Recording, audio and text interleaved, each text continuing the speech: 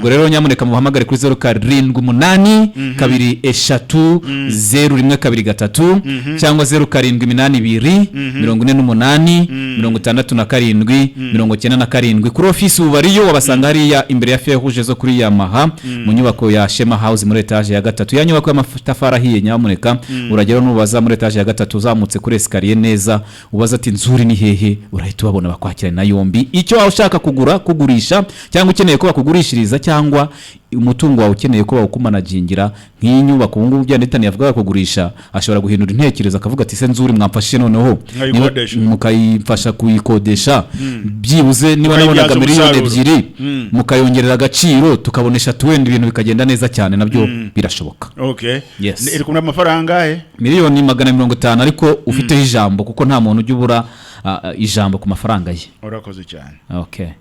Ladies and gentlemen, may I have your attention please?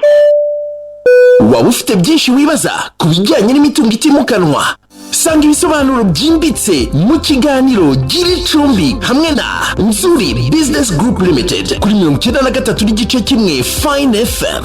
Nzuri Business Group Limited ni inzobere zigucungira imitungo itimukanwa zigahuza abayigura n'abayigurisha n'izindi service nyinshi zijyanye nayo no gukora ibishushanyo by'amazu ndetse no kuyubaka. Giricumbi hamwe na Florent, Clement na Dixon live kuva kuwa mbere kugeza kuwa gatanu hagati ya 2 na 3 za mu gitondo kuri 93 n'igice kimwe Fine FM na YouTube channel Nzuri Market. Sanga di makuru kuri @nzuri_rawa.